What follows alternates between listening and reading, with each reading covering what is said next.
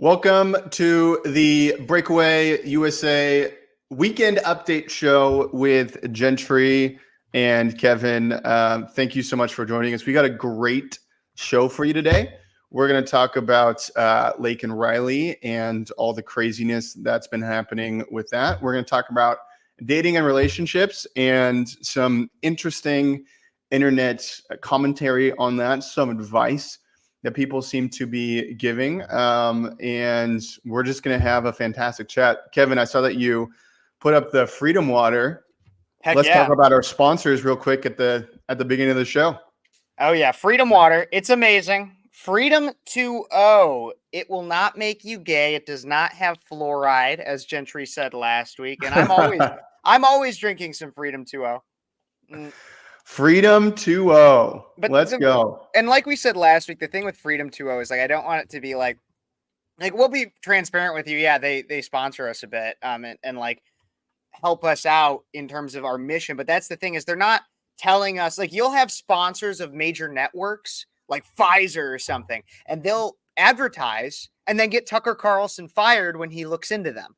Look, Freedom Water, Freedom 2.0, they just are like, man, we agree with the things that you're saying already. We just want to help you do it better. And they're not telling us stories. If Freedom 2.0 had a massive scandal or anything, which I doubt they would because they're a good conservative company. But if they did, we'd cover it.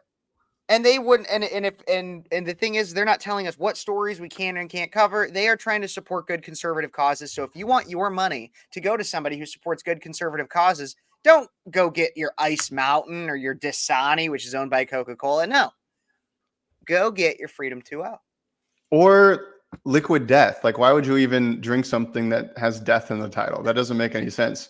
So here's what's interesting, though, with the whole Pfizer deal and their advertising on news networks, they aren't necessarily getting a lot of ROI from those ads in the ad breaks. What they're doing is they're buying newscasters to push whatever agenda. And it's not necessarily that they're pushing people to go take the antidepressants or take the vaccine or take any of these things. What they're doing is they're saying, hey, why don't you just talk about all this bad stuff that's happening in the US? And so people get into this frenzy of saying, oh, I actually need to go. I need to go get checked out because I'm having anxiety. I'm having panic attacks because the world's so bad. And so it's like this fear porn. That's just this whole feedback loop. I mean, it's brilliant, marketing integration. It's brilliant, but know what's happening so that you don't fall for it. And that's why we love working with companies like Freedom 2.0 and the Wellness Company and even BankX. There's been a few sponsors that have hopped on board recently and said, hey, we love what you do, what you're doing. We want to support you in what you're doing. And we don't want to change the whole narrative of we don't want to control the content. Because that's one of the reasons why Tucker got fired, right? Is because he was looking into the election fraud. And then Dominion, this is the supposed story, right? Dominion was like, hey, we actually don't like what you're doing. We don't like that you're exposing some of this stuff. And so we want there to be free and fair elections. We want that to be the narrative. And they got him fired for it. So we're actually really, really happy that these guys have come on board and said, hey, we're going to support you in what you're doing. And so all that we ask is that if you like any of the content that we're putting out, that you would go look up Freedom 2.0, the Wellness Company, and BankX, which is our sponsors right now, and go support people that are supporting us. Because in this era of alternative media that we've decided that we're going to be a part of, it's crazy. Absolutely. And one thing that I want to say, and I was just talking with somebody about this earlier today, is and it doesn't have to necessarily be with us, but it's really hard to, I'm in sales. I do sales. It's really hard to ask anybody for money, but it's not hard to ask anybody for money if you truly believe in what you're doing. And I'm not saying, I oftentimes do say on my show, if you're willing to contribute and you have the means, I appreciate it if you check out my Venmo Cash App, send a super chat, anything like that. I do say that. I'm not going to beg for it. But the way I see it is, and it's not just to me, but if you're complaining about the state of the world, Mhm. If you're sitting at a table and you're huffing and puffing saying, man, I'm mad at Joe Biden. I'm mad that there's all that we have the economy's the way that it is, the border's the way that it is, that we have these gender crisis, this seemingly book of revelations playing out before our eyes. If you're going to sit Mhm. there and complain about that, but then when somebody says, hey, would you mind maybe donating to Turning Point USA or my campaign for Congress Mhm. or my channel that is focused on getting news in a truthful way out to people and having Mhm. conversations that the lamestream media won't let us have. When somebody says, can you donate $1, $5, $10 or whatever you can, and you Mhm. say no, you don't have a right to complain, because this is how our democratic or constitutional republic works. Is everybody always wants to think, well, I voted, I'm allowed to complain. I didn't vote for Joe Biden, I'm allowed to complain. Maybe you're right to an extent. But the thing is that the actual democracy that we have, the true form of democracy that we have, is in the form of what you have in your wallet. People are voting every single day with two primary things. First off, their attention. Whatever you're watching on social media, whatever content you're engaging with, whatever advertising you decide to patronize, you're voting in that way. And then further, you're voting with your dollar. If you're deciding to spend all your money on Bud Light versus ultra right beer or Coors Light or just like a non-gay beer, you're voting with your dollar. Mhm. If you're deciding to drink Ice Mountain because of the convenience of having it at your local Target, you're voting in two ways: by going to Target and buying Ice Mountain when you could have been supporting a conservative company. And Mhm. yeah, maybe it takes a little bit of extra time in terms of shipping or something like that. Mhm. But where do you want to put your money? This is the importance of what we need people to recognize is like, you can complain all you want, but your complaint only means so much if you're actually putting action behind it to Well, and make a difference.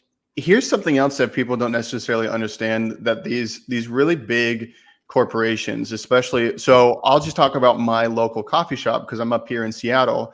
Starbucks, right? They donate to Planned Parenthood. And so when you go and buy a Starbucks cup of coffee, what you're doing is you're saying, hey, I like to drink crappy coffee. And I also no, because it's true. It's just really bad. I Unless need you you get to explain that one to me, because like this is something, because this is another thing I wanted to qualify too. Is like, okay, there's going to be some things that you really like, and they might support woke coffee or like woke crap. yeah. Find a way to offset it, because like the way like, I had a cup of coffee from Starbucks this week, I'll admit, and I liked it. And so like maybe we can have that argument. But I felt bad about ordering it. I was like, man, there's just like Dunkin's just not the same. And like then there's like other places that I go that literally have like even small hometown coffee shops, they have pride flags in the window. So it's Yeah. like, how am I supposed to, unless I spend the time to make it myself at home, I don't know how I'm supposed to get it without apparently being gay. But So anyways, keep going with what you're talking about, your hometown my local Starbucks coffee coffee. shop. Yeah. But I mean, essentially, when you purchase from these companies, right, you're voting with your dollar. They're donating to Planned Parenthood. They're donating to like Act Blue and all these other big super PACs, right? And so essentially, what you're doing is whenever you buy a cup of coffee or whenever you go shop from these like woke companies, what you're doing is you're supporting the Democrats.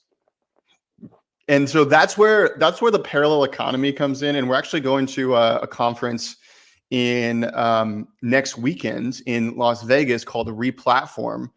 And so there's a whole bunch of like parallel economy type businesses there, from like local flower shops to payment processors to like data companies and all this kind of stuff. So but really what you're doing is voting with your dollar. It's your second vote, right? So you really only vote once a year, once every other year, right? And most people vote once every 4 years, to be honest, but you vote every single day with your dollar. And it's really inconvenient because you have to go out of your way.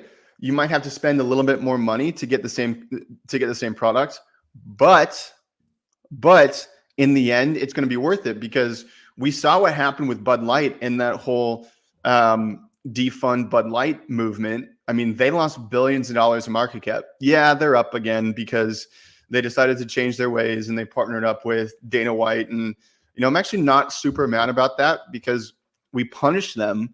They lost billions of dollars of value and they're turning around. I'm not necessarily going to forgive them. I don't drink, and so I'm not going to have Bud Light anyway.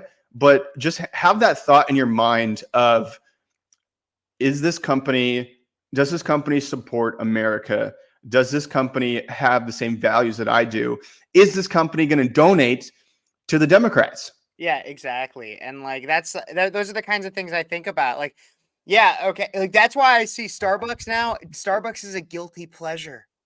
It's got to be, because it's like because there are some things, like even like, okay, I got a Diet Coke right here, right? I just rapped on Coca-Cola for being woke.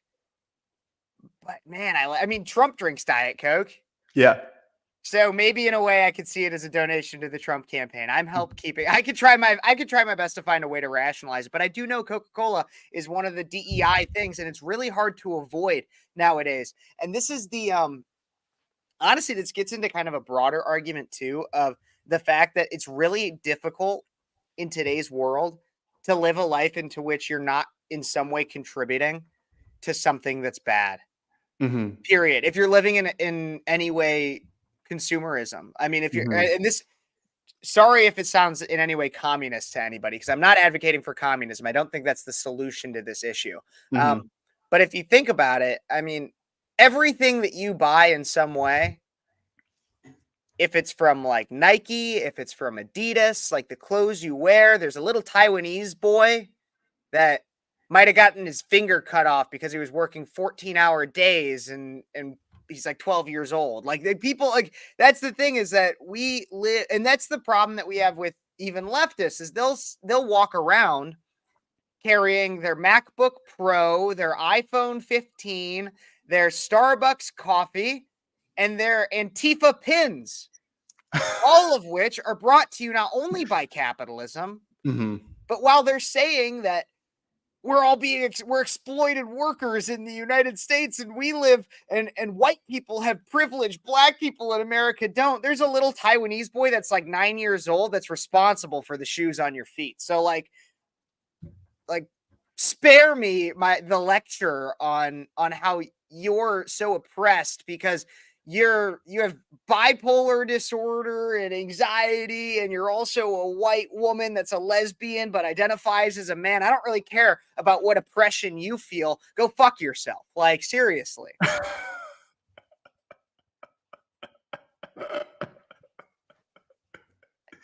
Kev's been fired up recently. I don't know if you guys saw the chair flip thing, but it was freaking amazing. I've got to say, so we were supposed to have a debate on Thursday night, and it was supposed to be with a candidate who is running for LA City Council, which is actually a really big deal.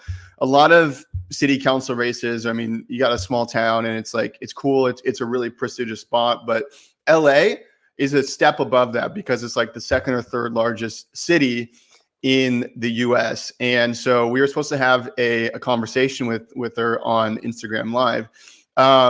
We had a lot of technical issues at first. Like I couldn't even go live on my Instagram because of censorship, first off. So I had to like go to the breakaway account or go to one of my other accounts just to join.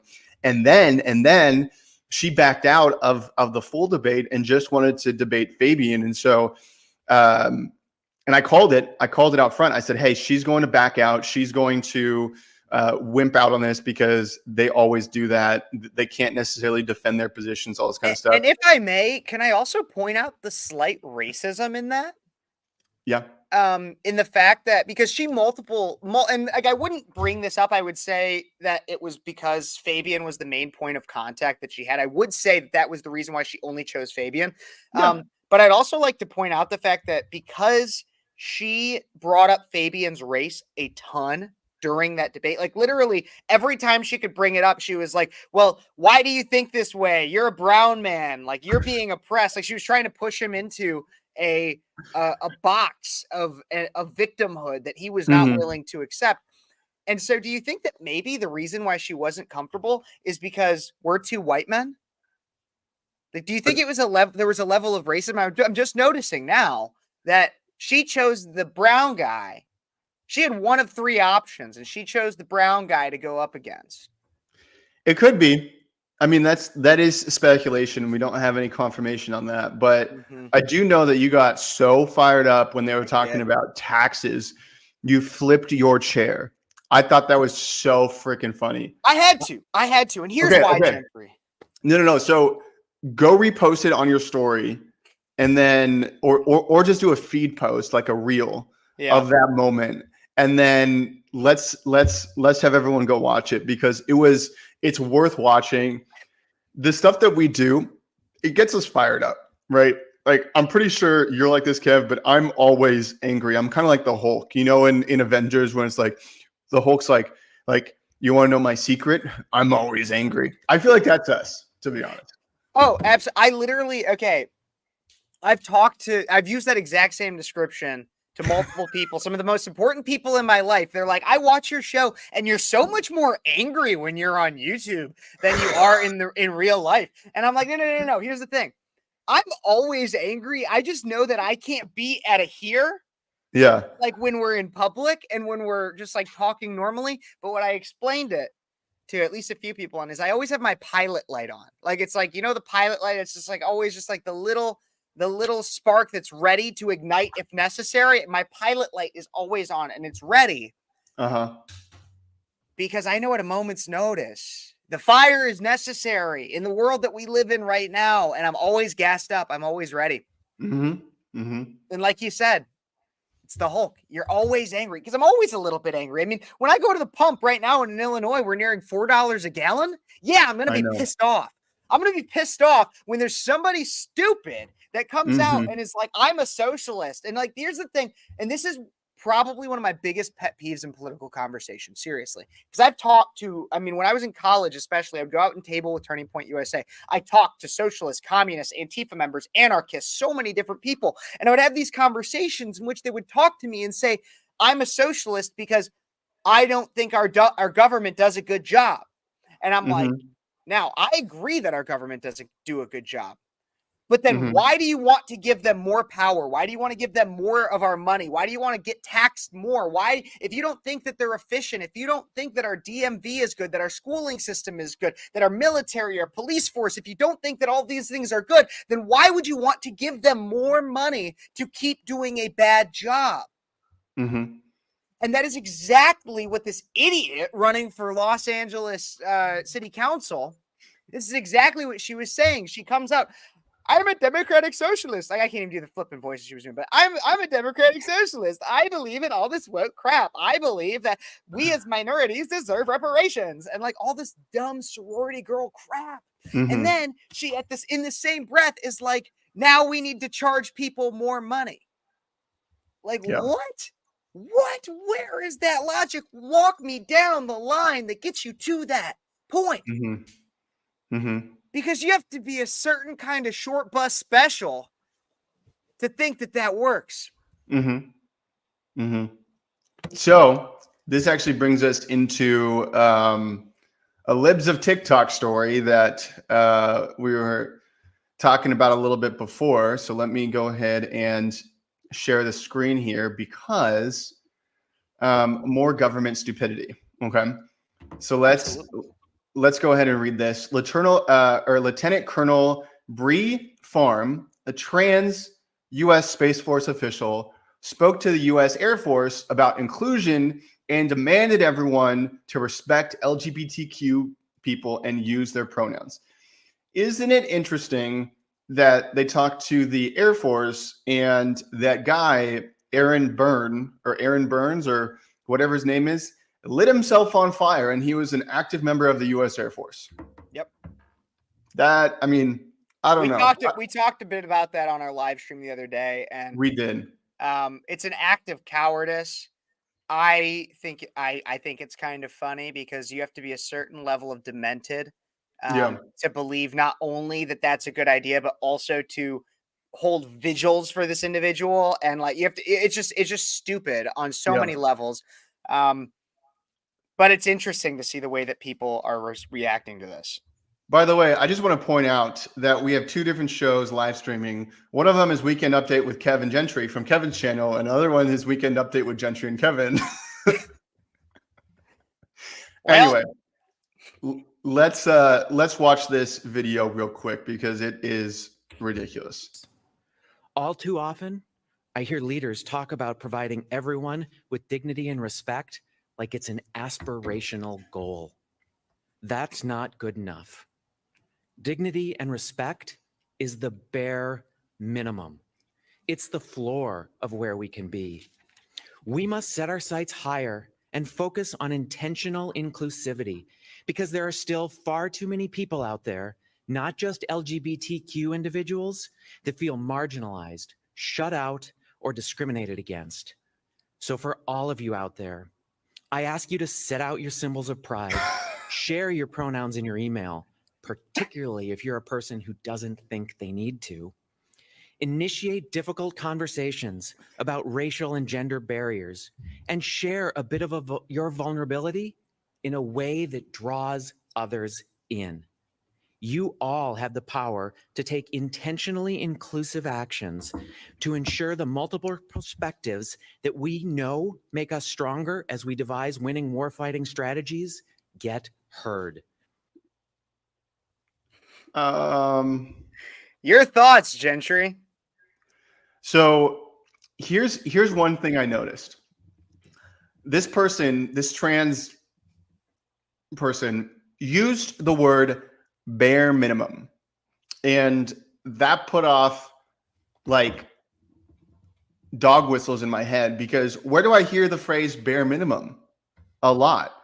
And it's with the feminist dating culture on TikTok and on Instagram. People use the bare minimum phrase so much. They're like, Oh, oh, it's like guys, like they're not doing anything. They're not, paying for meals. They're not doing anything. It's like the bare minimum. And so it is interesting that this trans person who is very mistaken on who he is also letting like liberal feminist TikTok influence Space Force and the U.S. Air Force.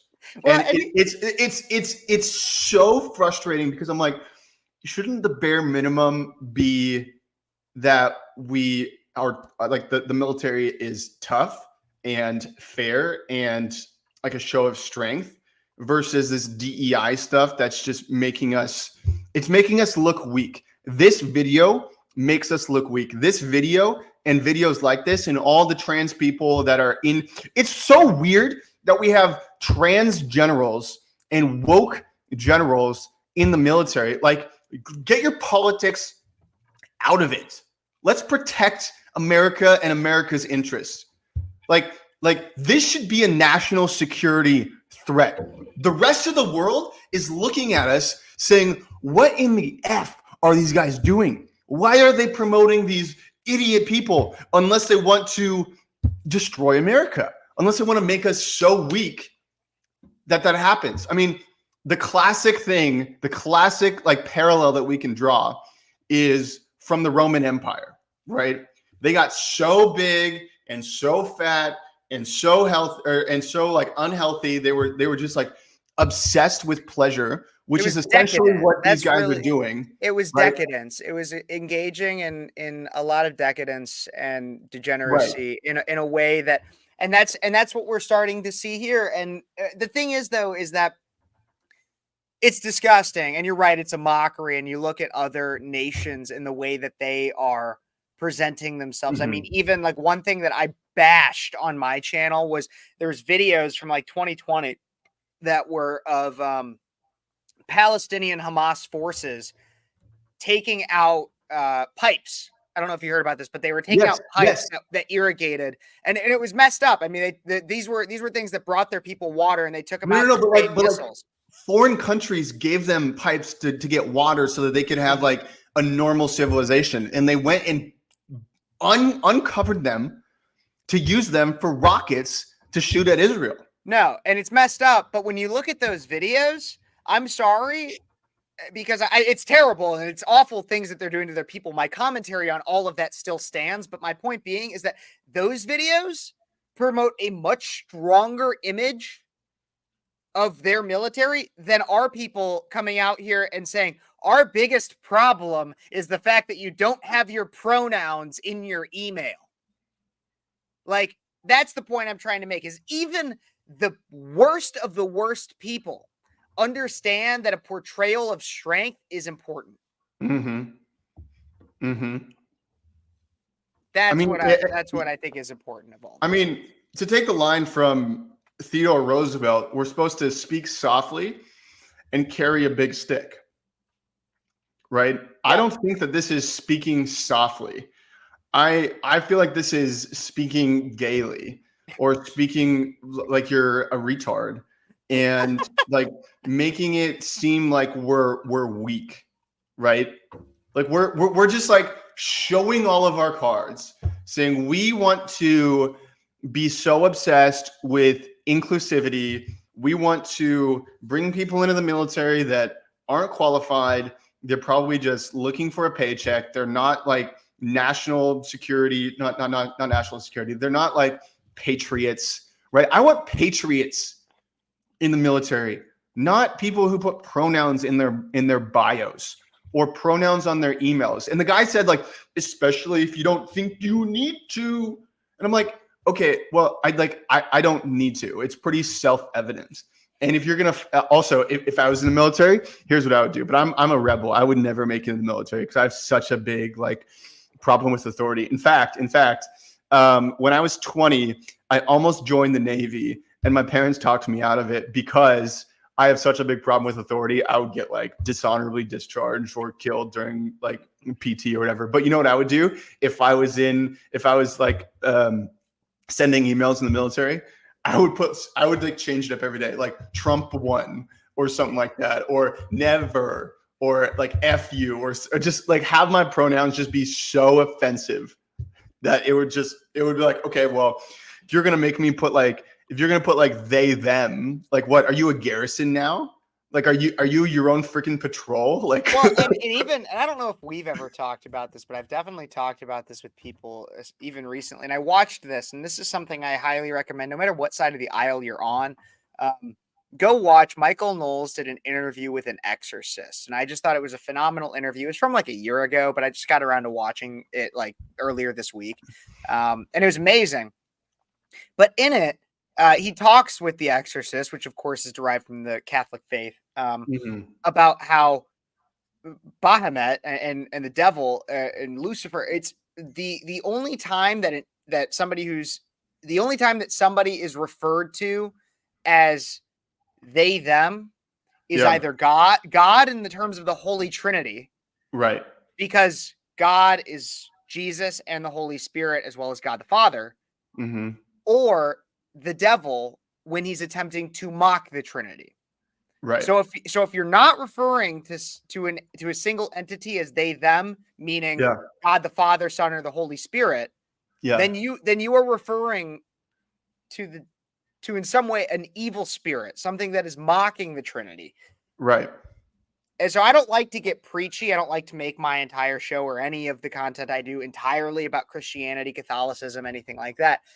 But it's something to remember. I mean, the only other time that we've seen something that a singular referred to as a plural is that of something wicked. So yeah. Well, but I know that speaking of the idea though that we were getting to earlier of looking weak on the world stage, I know we wanted to talk a little bit about this Laken Riley story. Well, hang on one second, because I actually have a video that I wanted to show that talks about the like spiritual part of this whole thing. Okay. But keep riffing as this pulls up. Yeah, I mean I think that I've been reclaiming my faith a lot recently, and this is something I might open up about a little bit on my show as I really understand where I'm at. But like I'm coming out of college, right? And so a lot of times for the 4 years of somebody in college is you engage in kind of some degenerate behavior. And I'll admit, while not as degenerate as others, I drank too much. I Mhm. I did things that were not necessarily of approved by my Catholic church. Um, but I'm really coming into a point now where I'm realizing the necessity for faith and also realizing kind of how I was living and what I claimed to be versus what I really am and who I am. Mhm. And so I think and I've talked about this several times on my shows, the importance for reflection and understanding where you were and where you're going, where you were, where you are now and where you're going. And I've been in a lot of periods of that recently as my life kind of takes a lot of changes. So it's an important reminder to everybody to understand where you came from, where you're at now, where you're going, and that gap of Mhm. where you are now and where you want to be, Yeah. and what's it going to take to get there. Yeah. That's so good, man. Let me share this because I think this kind of reinforces a little bit about what you're talking about. So Absolutely. Let's take a look here. Oh, I love how I saw that you posted this. I think it's funny though, because I was expecting something that was very faith based and something that was like very holy. And then this it person oh, thing comes up here. it is freezing up. Maybe we can't show it. What are your pronouns? He, they. He, they. And they means they. So could you give me like a little bit of a like description of like, because I don't understand what that means. There's he, she, and there's they. I'm they. And so like you're them? Yep. And so like are you multiple people? Yep. Really? Yes. Could you explain that to me? No. Too much work. But I am a legion. I am legion. I am many. I am the one who is many. Ah. All right, y'all. Happy Friday. He's the what are your Yeah, that's just odd. Like that is this is something, I mean, that's Gentry, So- are you religious? Very much so. So here's like there's one story in the Bible that talks about this. It's a story of when Jesus casts out the demon, and then it goes into the pigs, and the pigs go into the water, right, into the Mhm. lake or the sea or whatever it is. But it says, "I am Legion" in that Bible story. Yeah. And there's a whole bunch of people who are talking about this like trans movement and pointing to or not trans movement, but the they them pronouns, Mhm. and they're saying it's actually unbelievably demonic, and they're pointing to scripture when it's saying like there was many demons in one person, and so that's where the they them comes into, and it's just interesting. No, absolutely. And that's like a thing that's in the Catholic faith. And again, go watch that Michael Knowles interview with Mhm. The Exorcist, because he talks about how like you have demons latch on to you all the time. Like you'd be surprised. I mean, when you commit a sin, um it's the way that it's described to you is, and I don't mean like metaphorical demons either. I'm not talking about like Imagine Dragons singing their song Demons and it's where they hide and everything. No, like you actually, when you commit a sin and you don't reconcile it and it weighs on you and it creates like a little bit of guilt, Mhm.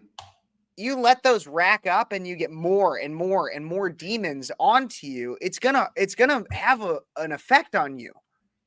I So felt it. I have felt it. Like I will admit, and I'm sure a lot of people out there who are watching, you get like this tunnel vision and this feeling as though you're so much is just crashing down on you, and it will not feel good. You will not be able to reconcile that until you reconcile that with God, and until you admit it to yourself and to your Creator, and take a moment to apologize for it.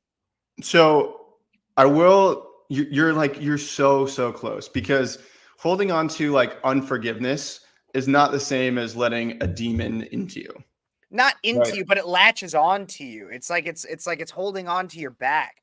So here's what I'm at least what I've been taught and what I've experienced too, there is a difference between demon possession and demon oppression. Yes, If you've that's accepted, what I'm saying. yeah, if you've accepted Jesus into your heart, you cannot be, because you have the Holy Spirit in you. You cannot let anything else in, right? A lot of people say that they're just like oppressed by demons, but the reality is they're probably just making bad decisions, and like unforgiveness is not the same as demon oppression. So like basically what I'm saying is a lot of times people will make this like spiritual argument for how their life is so terrible, but they just aren't making good decisions. Now there are people who actually have like crazy stuff happen to them, and what I would suggest is that you pray, because Jesus Absolutely. is unbelievably more powerful than we can even imagine, and you say, hey, like this is happening in my life, and I don't know if it's my bad decisions or if it's actually oppression, but I just pray the name of Jesus over this. And I need peace. Now here's what it won't do. It won't make everything go away, but you're going to have peace in that storm. You're absolutely, and that's like, okay, so I think you have a point, and you're right. It's not maybe always a demon. It could be that you're making bad decisions. Because I do believe in demon oppression, and I think there could be a difference there. But the point being is that you don't necessarily know. It very well could be a demon in terms of oppression, not possession, because you're also right in the fact that you have to you can't have Jesus in your life to, or at least you can't fully accept Jesus if you've in some way let a demon in, vice versa. But no matter what the solution, I'm not using that as an excuse by any means, because Yeah, it could yeah, also yeah. be that your bad behavior has led you to have demon oppression. Mm-hmm. And so the solution to both of those, whether or not it's just bad decisions leading to a general feeling of guilt, or if it's demon oppression, the solution to both of those is giving that up to Christ, giving Mm-hmm. that up to God, Mm-hmm. and doing so in a way by, you're right, prayer, meditation, but not like meditation like hooey fooey crystal bullshit. No, like meditation in which you're thinking and you're consciously spending time with God the Father. Mm-hmm. Mm-hmm. If not, even consulting your spiritual leader, whoever that may be, your priest, your reverend, whoever that, like talking to Mm-hmm. them. And because like I don't know, this is a conversation we haven't had yet, Gentry, but how do you feel about therapy, general therapy? I hate it. So I hate it, but I also have gone to a ton of therapists. So I have a Mhm. little bit of experience in this. So when I was going through my divorce in 2017, I went through like 4 or 5 therapists, because after a certain point, I realized that it was just a sounding board. I wasn't actually getting any help. Right. Yep. And then as I'm like watching more content, there's a whole bunch of therapists on TikTok and Instagram that I think are just full of garbage. And here's why I think that is because we've pushed this idea of therapy instead of pushing this idea of getting transformed through the church so much. And I don't think therapy is going to fix, like it can fix a lot, but it doesn't fix everything. And there's a lot of people, and I believe this is a huge majority of therapists, and I think this is going to grow in the future. There's a lot of people that went through therapy, especially women, that love talking about their problems and issues and never really fixed anything. And then they said, hey, I can do this. I love talking about people's problems and issues. And essentially they're just getting obsessed with the gossip of the whole thing. Right. Mhm. And this isn't everyone, but I think it's a big part of it. And so they don't fix anything in their life. They don't put boundaries up. They don't get any discipline in their life. And they go become a therapist, and then they talk to people about their problems and give them terrible advice because their life isn't actually set up. Like I like to talk to people, and I like to get advice from people who I like their life. Yeah. Right.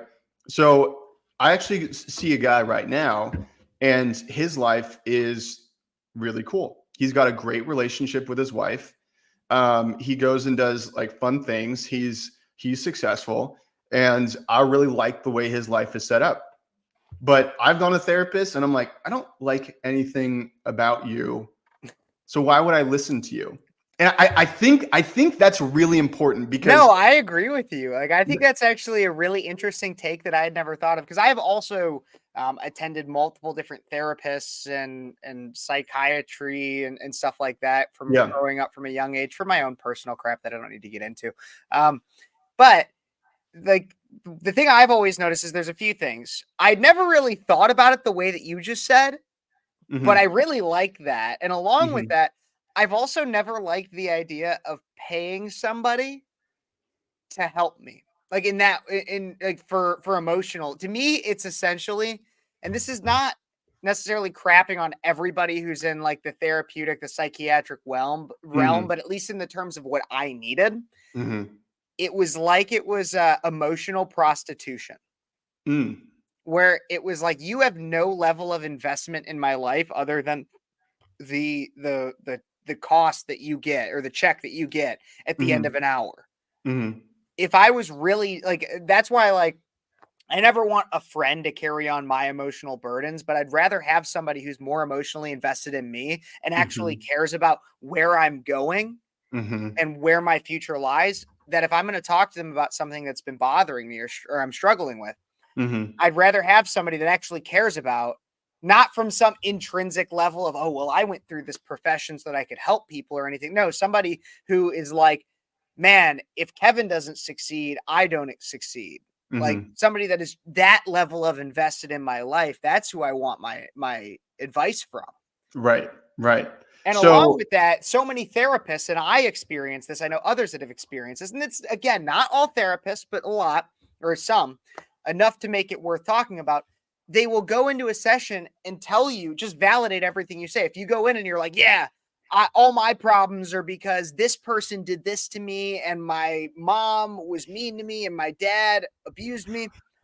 Look, you might have gone through that. That might have been heavy crap, but you can't blame your failing test grade that's really stressing you out, or the fact that you don't have motivation in classes, entirely on past trauma. It's not entirely on past trauma. Part of it has to be that you're lazy, or that you are making bad decisions. Like some of your failures have to be put on you. And so many therapists are out there like, no, it's everybody else's fault, and you should only be thinking about yourself.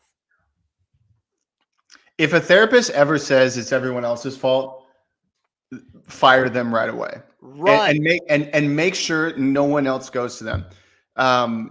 Because the only way that you have any semblance of a decent life is if you take responsibility for your own actions. It doesn't matter if you are only taking responsibility of like 2 or 3% of the whole situation, but just take responsibility for your own actions. Absolutely. And I'll have people out there that are like, Kevin, like, you're wrong. They teach you differently in therapist school. Like, you're not supposed to tell everybody. And they're wrong. Because the thing is watch the movie What is a Woman? Watch What is a Woman. Because there are psychiatric professionals that in that say that the reason why suicide rates don't change after a transgender goes through their surgeries, they'll say that the reason is because society doesn't accept them. When it's clear that part of that is because it is a psychiatric illness. It is a mental illness that we are not addressing, that we are saying is all of society's fault, and not the individual that believes that they are something that they are not. They're also asserting authority without looking at any results at all. It's the same concept as doctors, right? Just because they were taught something at medical school from Pfizer or Moderna or the CDC or whatever it is, like, they're asserting their authority. They're not always right. They're not always right because they're human beings and they make mistakes, and their brains have been like put to mush because they've been indoctrinated with this stupidity, and they've been told that they're the authority. It pisses. Well, so the side note, I have a huge problem with authority. like a gigantic problem with authority. I can tell. And so like whenever someone says like, I know everything, I stop listening to them unless they've proven that they know what they're talking about. And that's exactly what, like, that's basically how I base my whole life from. I don't take advice from people whose lives suck. I really don't. That was taught to me early on. I had a mentor in my early 20s. His life was rocking. He was rich. He had a fantastic family. He spoke all over the world. Like he was like, the guy was so sick. It was unbelievable. And he taught me, he said, like, listen to people who have fruit on the tree in areas that they're talking about. And I am shocked. Okay, so here's another like kind of weird example, and we're getting way off topic, but and maybe we'll No, I like it. Also, I just sent you a TikTok. Pull it up because it relates to everything we're talking about right now. It's hilarious. Okay. So I'm really confused. I'm really confused why more people don't come to my parents and ask them how to live a successful life, because they've been married for 30 plus years. They have 4 kids, right? And I'm not even the best of the Jeevers. Like my siblings are freaking fantastic. Like they're doing cool stuff. They've got like, I mean, like my parents are freaking awesome. And I don't understand why more people aren't going to ask them how to live a successful life, or people like that. Just have that avatar, right? Because they figured it out. Some of these life coaches or some of these therapists or some of these people on Instagram who are showing all the cool stuff, like it's just a snapshot into their life. Their life isn't actually that great. Another thing, I was talking to a pastor friend of mine, and he was like, you know, people who talk about relationships a lot online don't actually have the best relationships. If they pretend to act like an expert, I think you're absolutely right. 'Cause Right. I talk about relationships and stuff, and I will tell you, my relationship by no means is absolutely perfect. I love the person I'm with, and What's his name? screw you, woman. No, I love my girlfriend, but I'm not going to sit here and pretend like I know everything. But I do think compared to a lot of my generation, based on the crap that I see, I know a little bit more. Or at least I know, because like when I see that people are dating and they're like, I'm not attached to an outcome. How is that ever going to make you happy? Because I relate it to things that I know more or differently than just relationships. If you enter any situation not having a goal in mind, you're wasting your time. Like if you don't have a reason as to why you're doing something long term, like, okay, yeah, maybe you sit down and you're like, man, I just want to watch Netflix. I mean, I guess even in that terms, your goal is to be entertained and to relax. You still have a goal. If you're entering into something and you have no goal for it, then you're stupid. Yeah. All right, let's pull this video up, because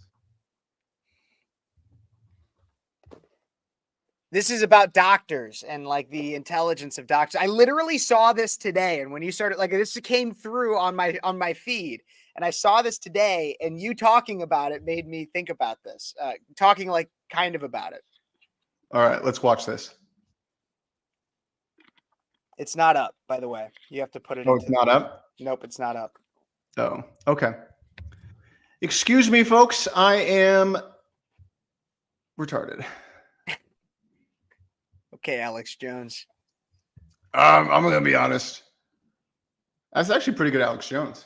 Yep. I put it full. Make sure you put it full screen too, so everybody can see, or at least a lot of it. There we go. All I right. love this. I think this is hilarious. All right, let's watch this. I'm at the age where you realize doctors know nothing. You guys are too young. You guys still believe in doctors, right? Doctors know nothing, and the more specific they are, the dumber they are too. Any doctors in the audience? What kind of doctor? Dermatologist. Perfect. Perfect. That's an idiot that knows nothing. That much I could tell you. Dermatology, you got, oh my God, let me say, try this. If it works, If it doesn't, come back in 2 weeks. We'll monitor it. Do you know that you know nothing or no? Are you like, oh, I'm the king of my thing? You love it? Yeah, all right.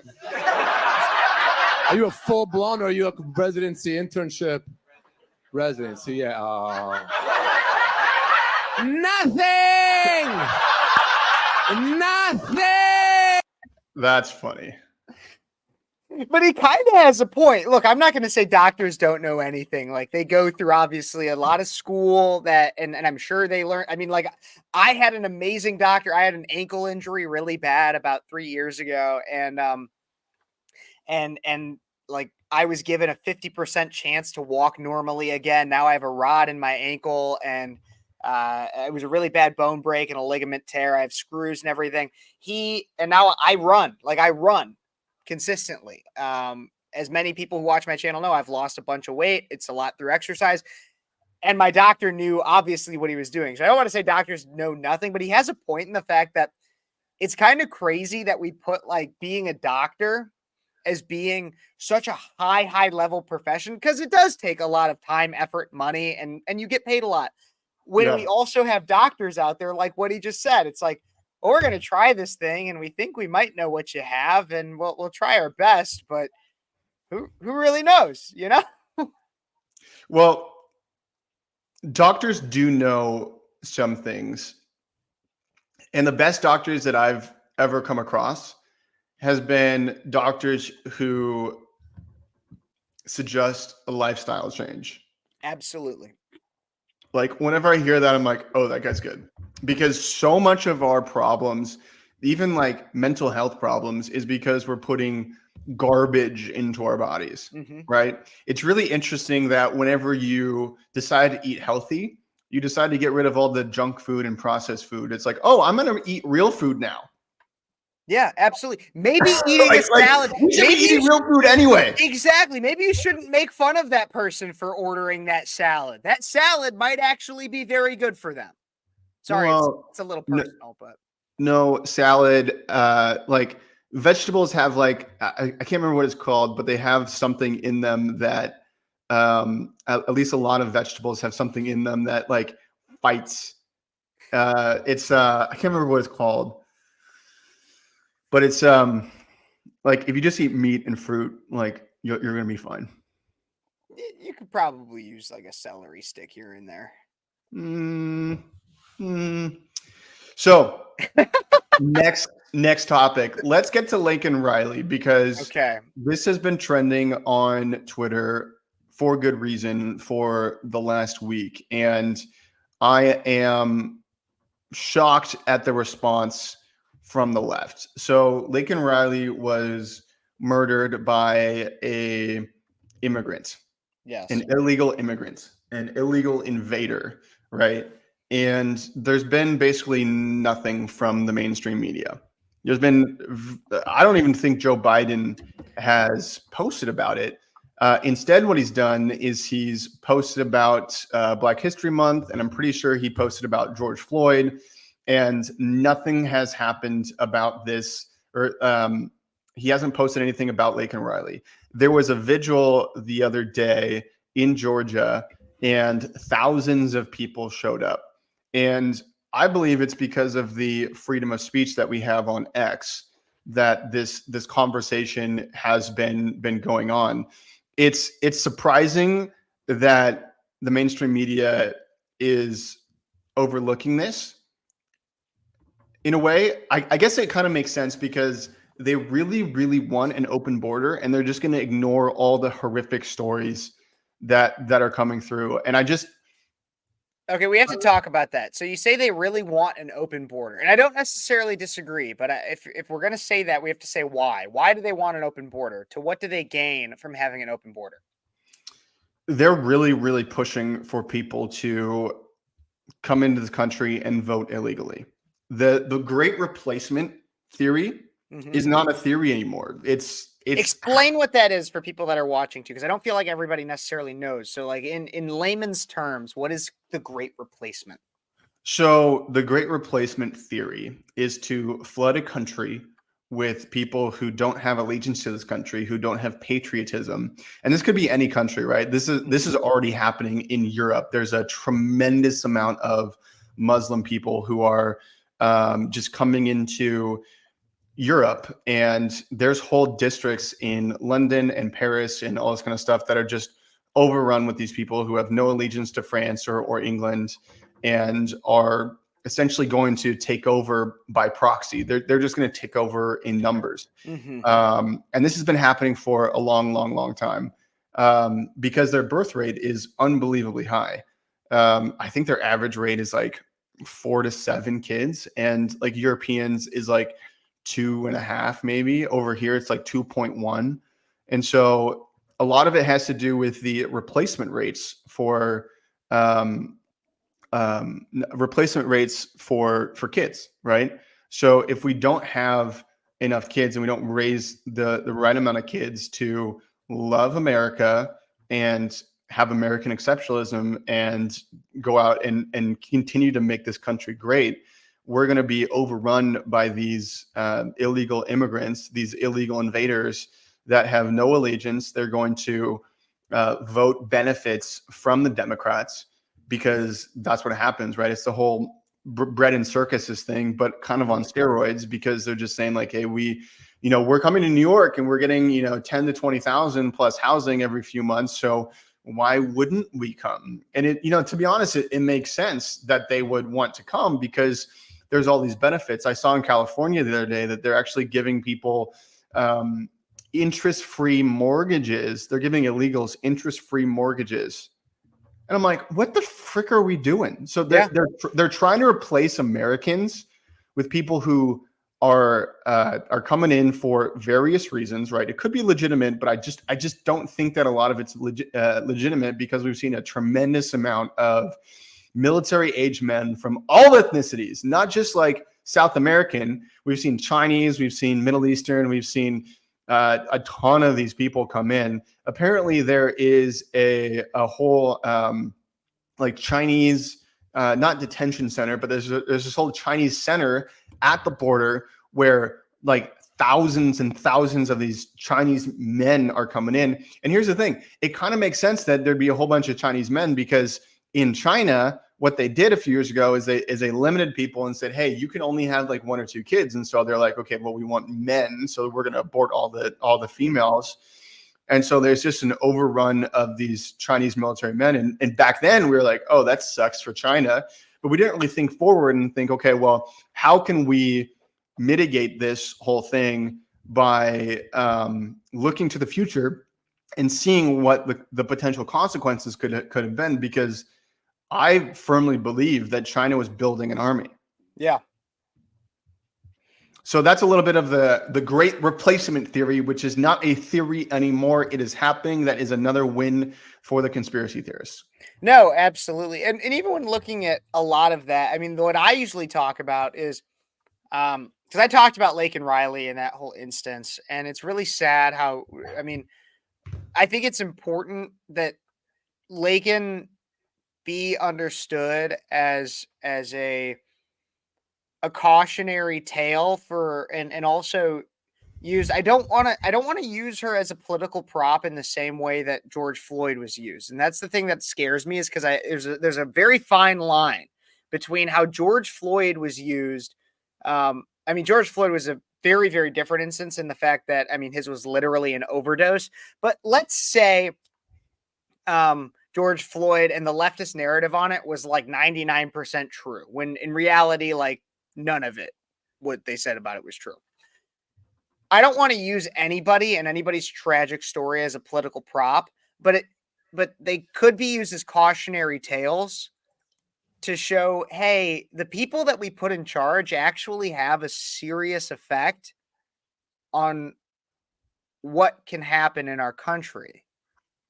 If Trump were in office right now, I'd argue Lake and Riley would highly likely be alive, or at least she wouldn't be in the current position. I mean, she wouldn't be dead at the hands of an illegal immigrant. So I get what you're saying. I'd have to disagree a little bit, because the goalposts of what is political and what is not has moved so much, right? Yeah. So like people's everyday lives are affected by stuff that's political, right? Yeah. No, you're right. We're seeing that social issues are becoming unbelievably political. Like pastors aren't even they're scared to talk about the LGBTQ or abortion or the trans issue because they don't want to get political. But those are social issues. Like in a normal America, politics is like, hey, we should build this road. We should look at this library. We should, figure out how to, build another town because we're having a lot of kids and all this kind of stuff. But because the goalposts have moved so much, right? It's become imperative because people's lives now are being affected because we don't have a freaking border.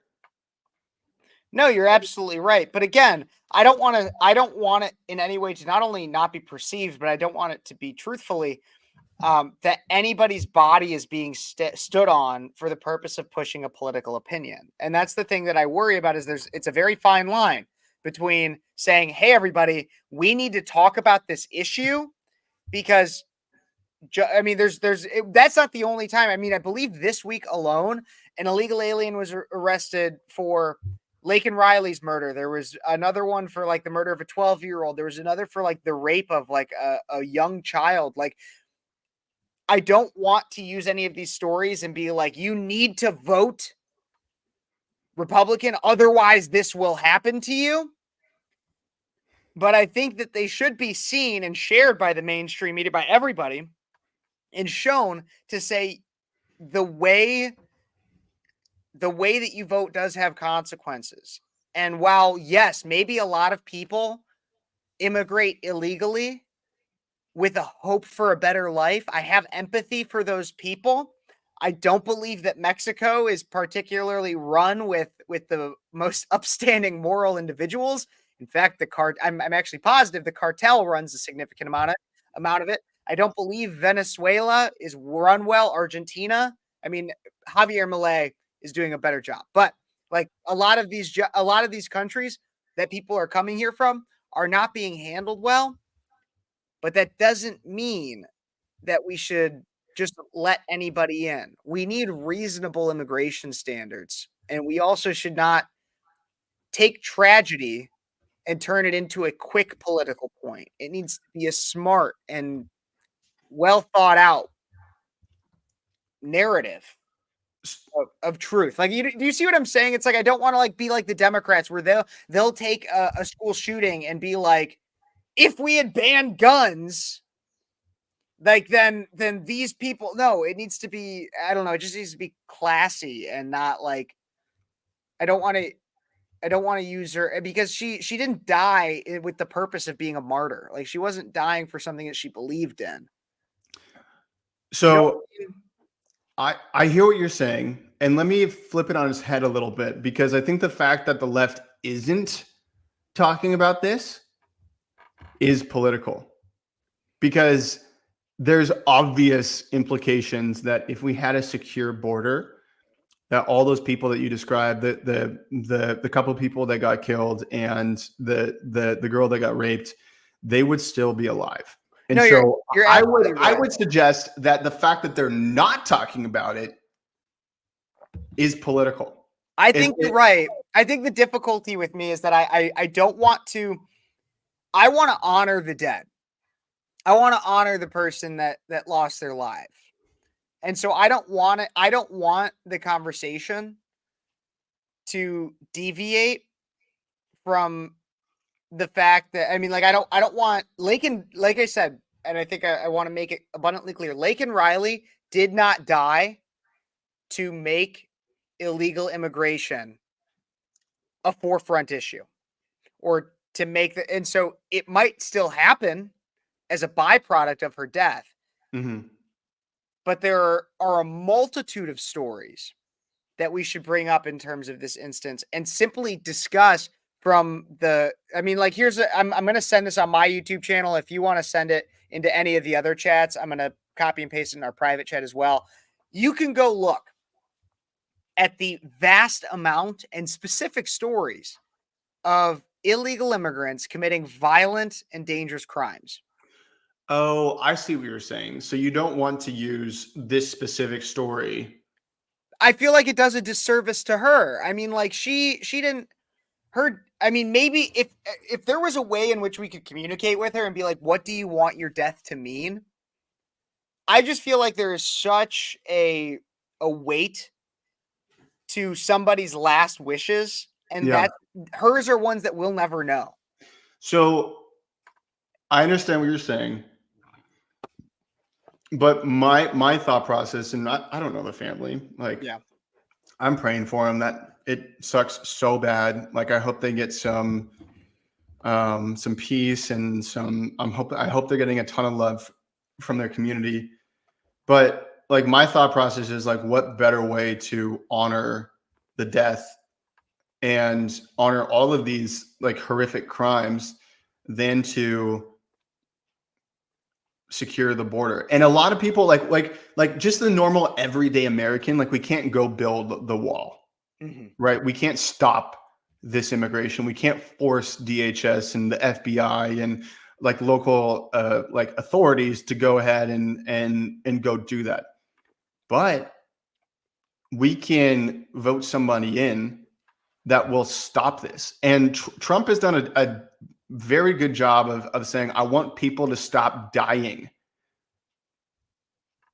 I want them to stop dying. And so like my thought process is, and to be honest, I've only posted about it once. I posted about the vigil that happened because I thought it was a really powerful scene. There was thousands of people that were there at that vigil. If you want to go back on my Instagram, you can go check it out.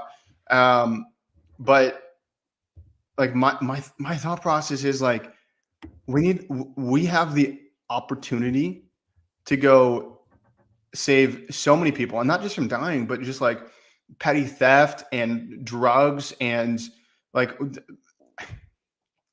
it No, I hurts. think you're right. I think the saddest part of the saddest part about all of it is, one, I would wish that no one would have to die for this to become something where we can like finally get people on board and say, hey, maybe we shouldn't have an open border.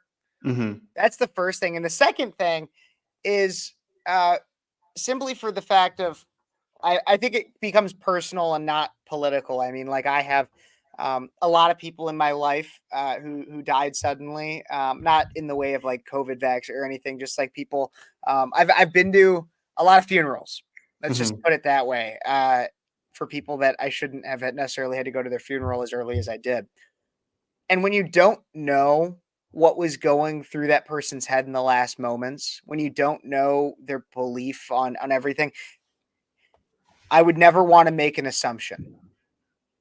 And so that's why, like, when it comes to Lake and Riley, I believe that she can serve, and that her instance can serve as a catalyst for great things. But I wouldn't want anybody being like, I wouldn't want to make it all about her, because there's so many other instances. We don't know how she really felt on these issues. And it's such a, like you said, I feel so poorly for the family and for everybody else involved. It's just such a touchy subject, you know, like I guess that's where I'm at with it. It's just, there's it gets almost personal for me a little bit. Yeah. Well, I hear you on that, but it is the consequences of voting for these terrible policies. And to be honest, like I'm 31, you're 24, right? 23. 23. Yeah. Like we didn't vote for this stuff. And so in a lot of ways, we are taking responsibility for the missteps of maybe not our parents, right? Because my parents have never really voted Democrat, but we're taking responsibility for the rest of the country to that did vote for all this stuff, right? So we're taking responsibility for problems that we didn't create and that we inherited. And I think that this has to be told, like all of these horrific crimes from these illegal invaders has to be told so that we can have a better future.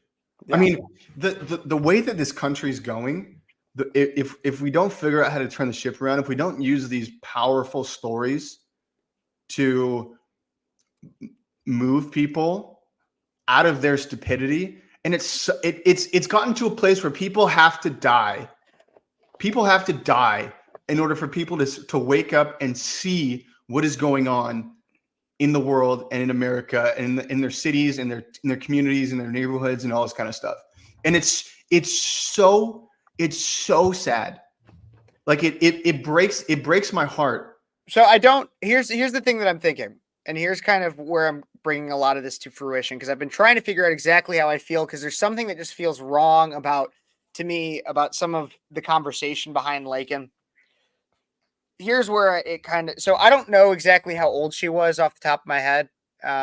Probably about like late teens, early 20s. Yeah.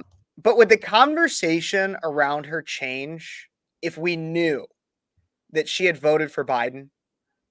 No, I don't think so. Because if we're saying that people reap the consequences of what and it's sad, the consequences of them, but like if we're saying that because because other people voted for Biden, or because other people have voted for just sincerely the policies of open borders and of being very illegal immigrant friendly, and if somebody were to suffer a crime that had also voted for those things, wouldn't they, by that logical line, be then to blame for the crime that happened to them? No, I don't think so. I think a lot of like, what's the blame then? Because if we're saying that you would still be, and because like I'm victim of saying some of this too, I'm just trying to play it out logically in my head. If we're saying that somebody that somebody's death is to blame for those that voted for the open borders, if somebody were to die at the hands of the open borders, then wouldn't the logical connection be that somebody's death is then blamed on themselves because they voted for said open borders? so I think that you should feel a certain level of responsibility if you did vote for Joe Biden, but 100% of the blame doesn't fall on you, because we've seen that there's a whole bunch of censorship. There's like platforms like X and Facebook have just, I mean, really, like they swayed the election. Like, let's take out all the voter fraud and all the Dominion changing votes and all this kind of stuff. We can tangibly look at censoring that New York Post story about Hunter Biden, and we can definitively say that story swayed the election, and so people were lied to. I think that there's a certain level of responsibility that does fall on Democratic voters, but it's not 100% of their responsibility, because they were lied to, they were duped. Just like everybody who took the vaccine. I have people who are conservative in my life that took the vaccine, and it's because they were lied to. Well, okay, here's the other thing, that, because I don't necessarily disagree with you there, but you want to know who we haven't talked about this in this entire conversation that I think is important? We haven't talked about the illegal immigrant himself. Who's the person that ultimately killed Laken Riley? Isn't that important to think about as well? Mm-hmm. Like, we can sit over here and say, and I think that's where I think now that I'm like kind of coming through all my logical trains of thoughts, this has been kind of a big one for me to try to figure out all of why I feel kind of not great about the politicizing of her death a little bit, is because it, like I said, it should be used as here's why we need to secure our border. Here's one example of why we need to secure our border. It should be used as that. Yeah. But we cannot take the blame off of the man himself who ultimately killed Laken Riley. We cannot say it's Joe Biden for having an open border. That's who or the social media companies or the voters. At the end of the day, the person who killed Laken Riley is that man. That man. And I don't even say he is an illegal immigrant, but that's not, it is that man, that individual. That is who killed Laken Riley. That's who has the blood on their hands. And there's problems with our system. There's problems with the fact that he was like arrested in New York a few weeks earlier, or a few months earlier, and then was let off. There's problems with the system. There are other people that could have helped prevent this. But at the end of the day, the person who is responsible for the death of Laken Riley is that man, that individual. And Yeah. there shouldn't be any blame taken off of him. So Jose Antonio Ibarra, 26, was an undocumented Venezuelan immigrant living in Athens. He faced numerous charges, including murder and aggravated battery. He is represented by whatever that guy who is representing him is a scumbag. Blah blah blah. Well, Let me try. whoever's representing him, is it like, because it could be a attorney assigned to him. It might not necessarily be somebody who volunteered for it or that is taking, like, you know what Yeah, I mean? it's for sure a public defender.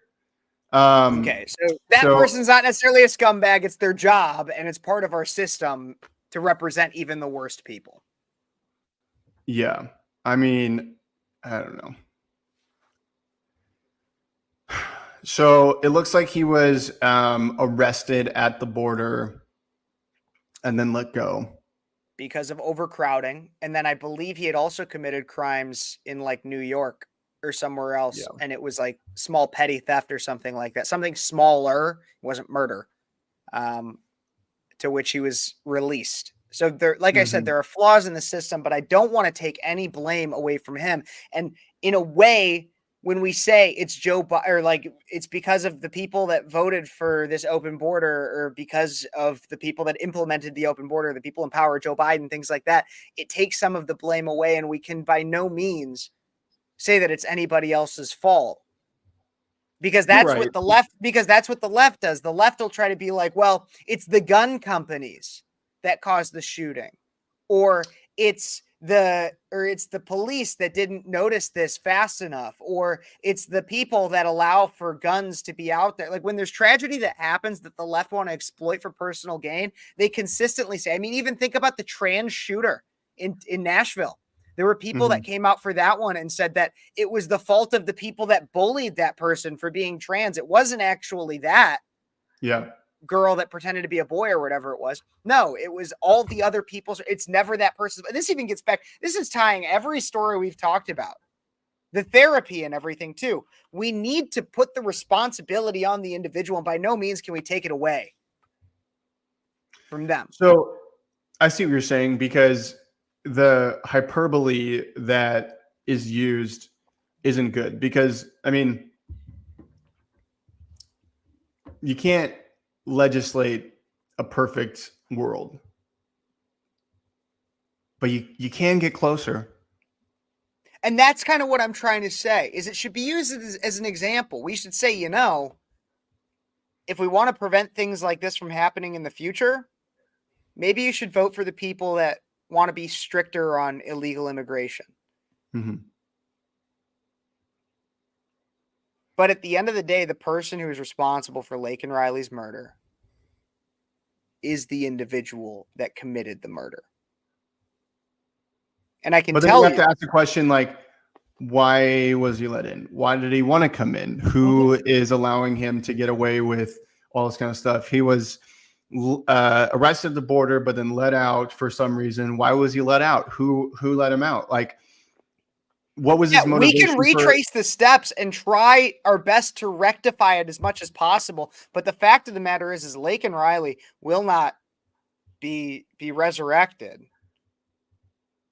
And so when it comes to who's responsible for her death, we can do our best to try to make her death mean something. But the person responsible is the person who killed her. Yeah. You're looking at like the micro situation. I'm looking at the macro. Because I mean, people who are bent on evil, they deserve consequences, and I hope that this guy goes to jail, doesn't get off. I hope that public defender doesn't defend him too well. I don't even know how he would. I mean, it's pretty. No, I mean, like if it is clear and the evidence shows clearly that he was the one who did it, then someone watching this, someone thinking about this situation should say, "Oh, maybe I have the responsibility to go out and make sure that this doesn't happen again." Absolutely. Absolutely. We can all do our part Mm-hmm. by casting our vote and supporting those that that want to have a stricter border, that stand for not only a stricter border, because this is a multifaceted issue, because not only is it an issue of the border, it's also an issue of our criminal justice system. I mean, in Illinois right now, we have no cash bail, and we have criminals that are pretty much, they go in. It's like catch and release is essentially what our police are playing right now. And Same with Seattle. Same with Seattle. And that's whether or not you're illegal. So the point that we're seeing here is that we need to have a clear solution to our border crisis as well as our criminal crisis that's going on. But I mean, okay, so like, let's take these criminals in Seattle and Chicago. They get arrested and they get put back on the street without any rehabilitation or without any real consequences. Like, who's to blame for that? Is it the people who are like drugged out? Like in Seattle, they're drugged out. I'm probably the same thing in Chicago, but like, these people are drugged out of their minds. Yeah. There was a guy who committed arson, killed someone because of the arson, thrown in jail, back out on the street in the next week. Like, who's, and then he was like, he's a repeat offender. Like, so who's really to blame? Because like I was saying earlier, the people who are bent on evil are just going to keep doing it. And if we continue to allow it, I feel like the burden of responsibility is on us. To an extent, you're right. If we continue to allow it, I forgot who exactly said the quote. Maybe it's an anonymous, but it's like when good people, or like when good people don't stand up and do something, we let bad people win. And that's a very, very paraphrased and butchered version of the quote. But essentially, that's what happens is if you don't stand up and say something, if you don't do things in your capacity to stop it. So the only thing necessary for evil to triumph in the world is that good men do nothing. And it's attributed to Edmund Burke. Which is Edmund Burke is considered to be the philosophical founder of conservatism. So, going back to our earlier topic about taking responsibility, right? Because it's really easy to play the blame game. Let's take responsibility, even if it's like 2% of the scenario. Let's figure out how to take responsibility. Absolutely. Because if we don't, this is going to keep happening. No, I understand what you're saying. I think I think you're right, is that we need to look at both the macro and the micro, because ultimately the person responsible for Laken Riley's death or any crime committed is the person who committed the crime. However, there are ways that we let him. However, that's exactly what I was about to say is however, we have enabling behaviors in our society that could have prevented it. And so it needs to be looked at holistically. I think that's where we come to in that story. I know we're getting a lot. I mean, we've gone long today. I know there was some things maybe potentially with love and relationships we wanted to talk about. Do we want to do that today? Yeah, let's take a couple of big deep breaths, because I'm like,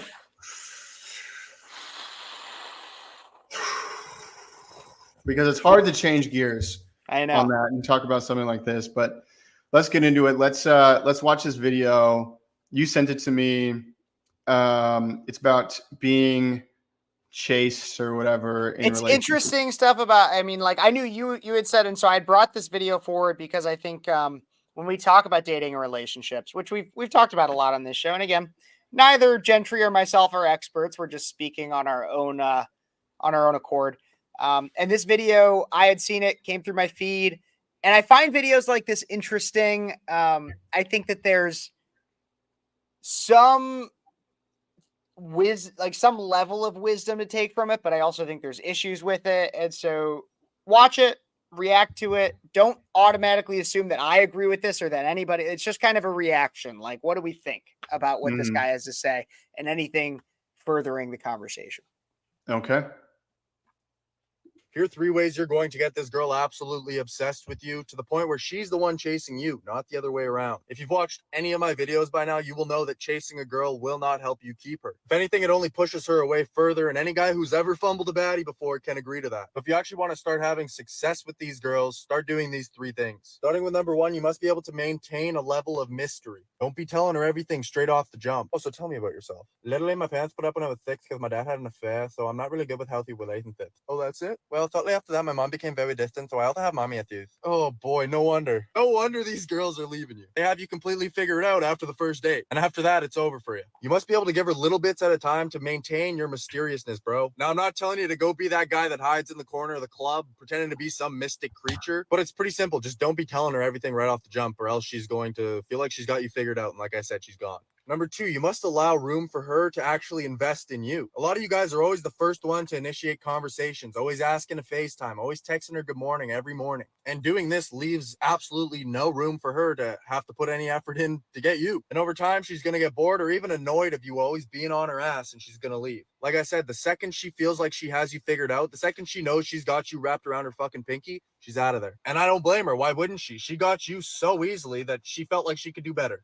And number 3, you've always got to be willing to walk away. You can never be afraid to walk away from a relationship that no longer serves you. But this does not mean be that dickhead that says, oh, I'll leave you if you don't do this. Oh, I'll leave you if you do that. That's not what I mean by this. What I am saying, though, is if she does cross those boundaries that you have previously communicated with her that you don't like, pick up those little cojones of yours and go find someone who will. Because if you just put up with it and stick around long enough, she'll just end up leaving you anyways.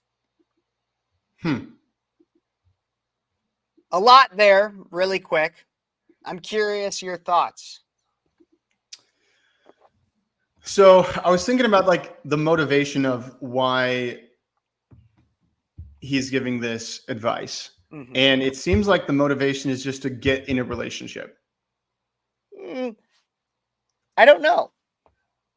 No, I don't- I'm being like, it seems like you're not looking ahead at what could happen, right? Not because my thing is not even necessarily, I mean, it depends on what you would mean relationship. Do you mean like boyfriend, girlfriend? Because the way I see it, I mean, he even says, if you listen to what he says at the beginning, he says how to get like these girls to chase you.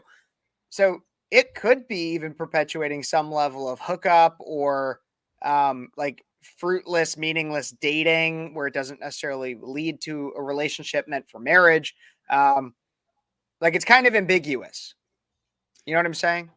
Yeah, I think some of the advice is decent, but I think the advice is meant for douchebags who want to get hoes. Yep. To an extent. I mean, like, I feel like you take like half of most of it and it makes sense. Like when it comes to the mysterious thing, you don't want to trauma dump on a first date. True. You don't want to go in and like, I'm sure for you, like you wouldn't necessarily go in and give your entire relationship history and all the things that you might have regretted and things you've learned. No, those are kind of acquired over time. Those are things you learn about somebody over time. Through different conversations. Same with me. Like I wouldn't do that. Like I wouldn't go into a first date and be like, here's every hard thing I've ever been through. But at the same time, you don't want to go in and be like, as if you're playing a game and you're lying or being deceitful in any way. Like you just like, it's almost a protection for yourself. You don't want to give all you don't want to like just let somebody in and be vulnerable with somebody off the bat. Because if you're vulnerable with anybody, then your vulnerability means nothing.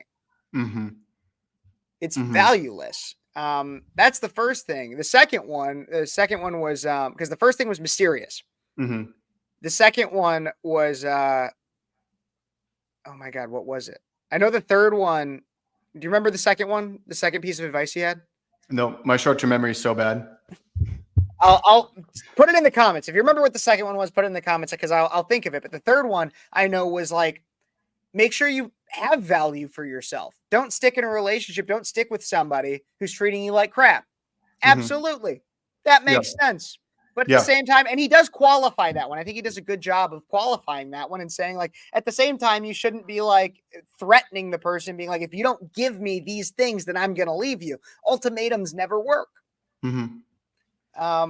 So I actually do kind of agree with that because I think that people get stuck in relationships and they're too scared to hurt the other person, so they just stay in longer than they need to. And I think people need to break up more. I think you need to figure out, like, assess and have like a lot of the really deep conversations up front before you do anything like physical. Because what if, like, down the road, like, what if you just like hop into bed with them and then down the road you find out that they're, oh, like, I don't really like this about them. I don't really like that they think like this. I don't really like that they're hard stance on this. Yeah. Right. And I think a lot of, especially in conservative circles, a lot of the time, women who are conservative are trying to find a conservative man, especially in Seattle.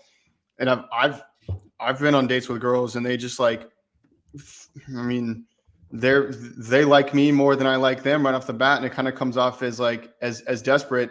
The other thing too is like, oh, like you say, oh, you're Christian and you're conservative, cool, check those boxes, but you don't dig deeper into what that actually means.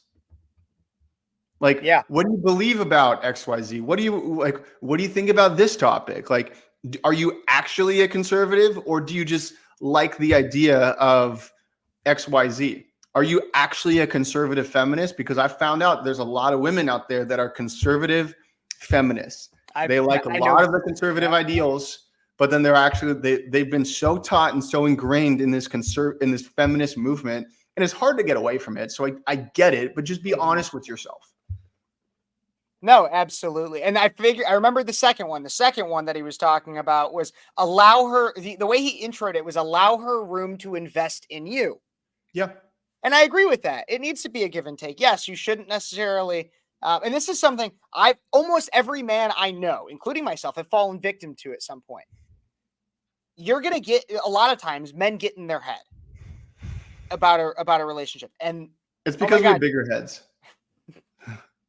And oh my God, she didn't text me back in this time. I need to text and see how she's doing, or see what's going on. See what the problem is, anything like that. When in reality, she was like taking a dump or like taking a shower, like literally anything. Mm-hmm. And she wasn't thinking about you nearly as much as you're thinking about her. Yeah. And so you do, like, yeah, don't always be the one to say good morning. Mm-hmm. Or don't always be the one to initiate a FaceTime or a phone call. But also at the same time, it needs to be a give and take. You don't want to be the person that always is asking for a phone call, but you also don't want to be the person that's never doing it, because if you do that, then it could send signals that you're also not interested. See, I disagree with that, actually, because the way that men are set up, we're supposed to pursue, and it's so easy to pursue now because of cell phones. Like, you don't have to write letters, you don't have to show up to their house, you don't have to do any of this. You can just text them.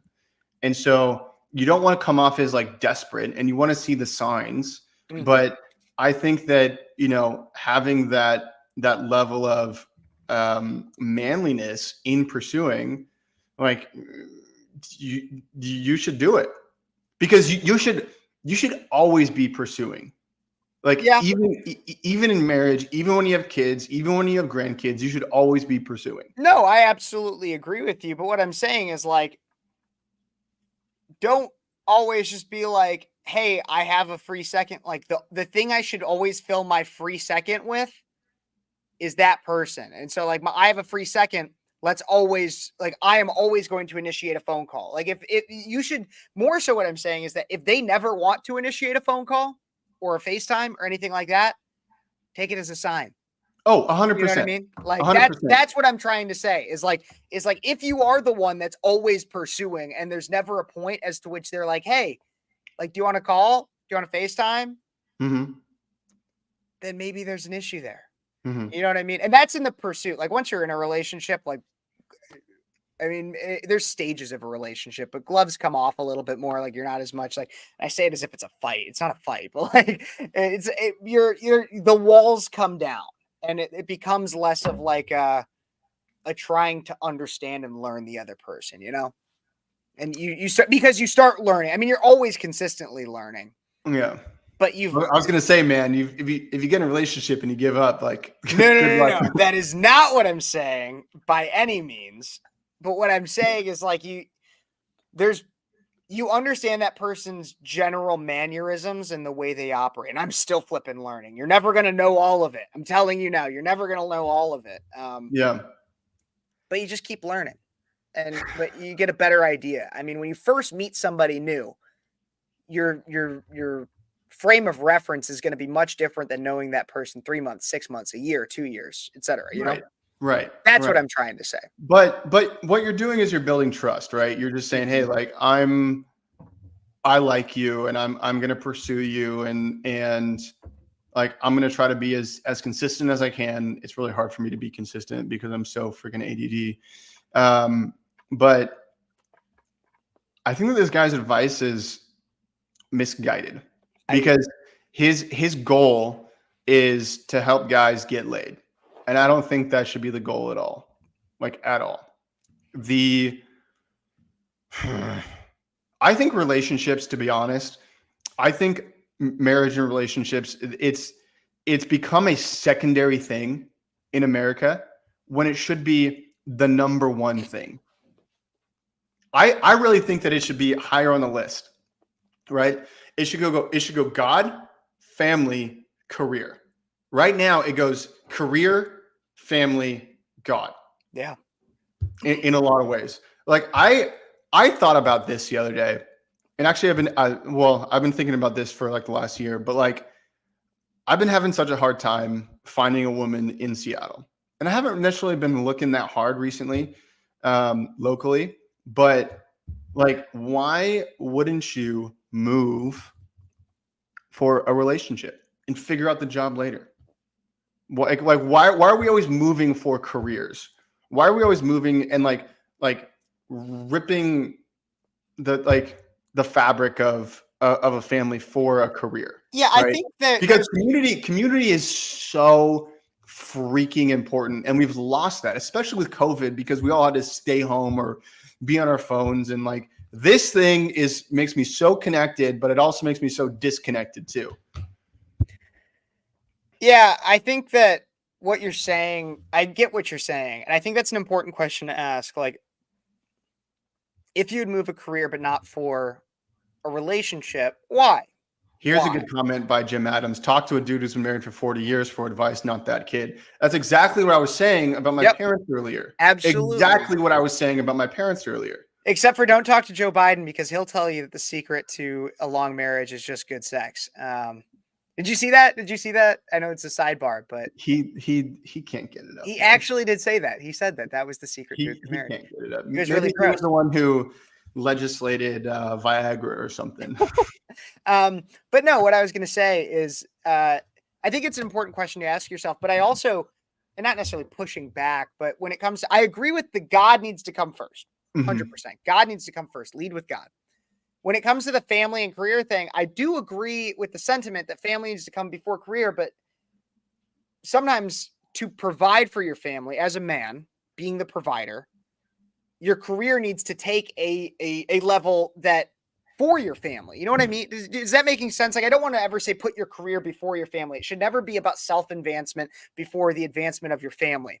But there are times in which you need to put your career at a forefront of your life for the purpose of providing and for helping your family. Oh, 100%. And you did like bring up a really good thing, like why? What's the why behind it? Right. And the why behind it is if the why behind it is to work longer hours so you can make more money, for what? Like, why are you working longer hours to make more money? Yeah. Like, what's the point of that? If you don't have a family to invest in and you're just doing it for yourself, you're going to have a sad life. There was a guy at Microsoft, COVID hit.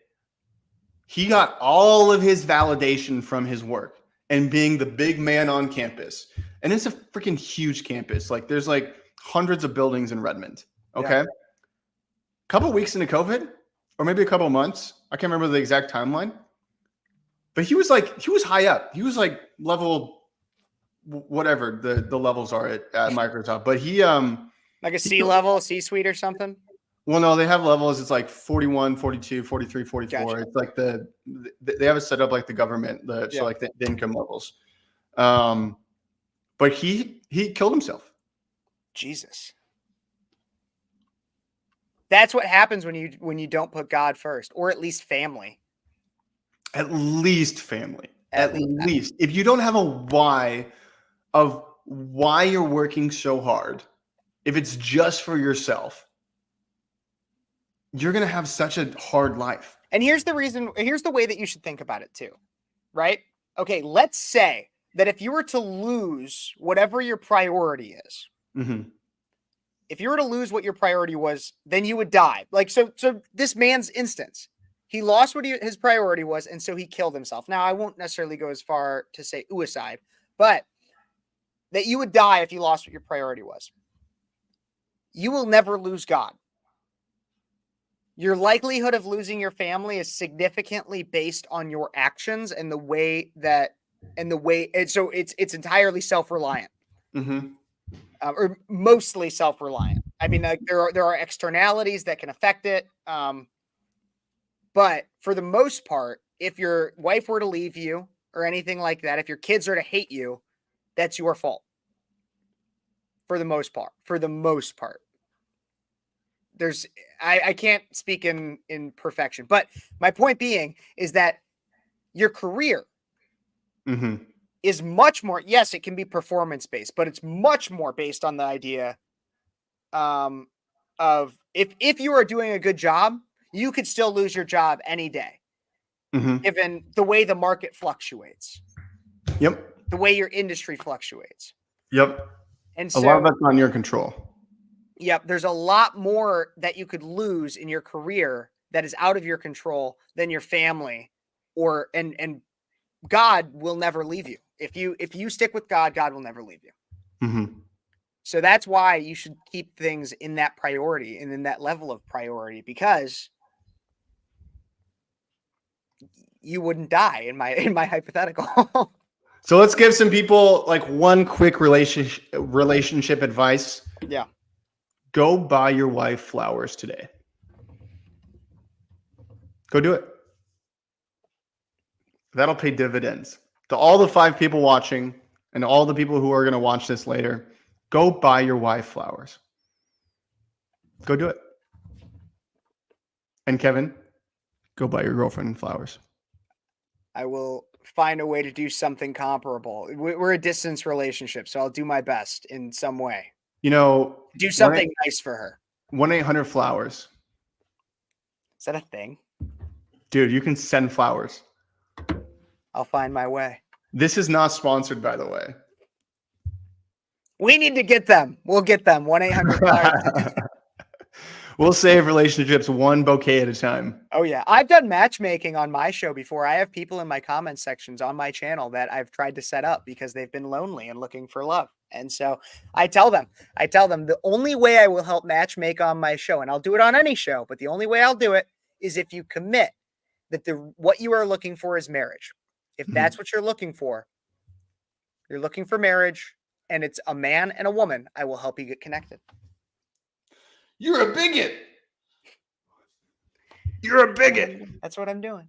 Yeah, Jim is saying, send her some flowers, Kev. She'll get flowers. Trust me, she will get flowers. Send her flowers, Kev.